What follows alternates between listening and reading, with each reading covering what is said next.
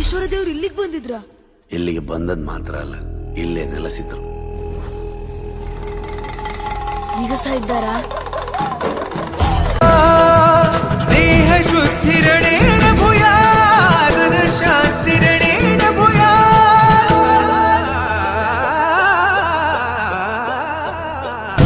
ದೇಹಾಲಯವೇ ದೇವಾಲಯವು, ಲೋಕಾನುಗ್ರಹವೇ ದೈವಾನುಗ್ರಹವು. ಪ್ರಣವ ಸ್ವರೂಪ ತೇಜೋಮಯವು, ಪುಣ್ಯ ಸಂಚಯವೇ ಪರಮ ಸುಖವು. ಯತ್ರ ಶ್ರದ್ಧಾ ಚ ಭಕ್ತಿಂ ತತ್ರ ಲಭತೆ ಜಯಂತಂ ದೈವಾಚಿತ್ತಂ. ಗೊತ್ತಿಜ್ಜಿ ಶಿವ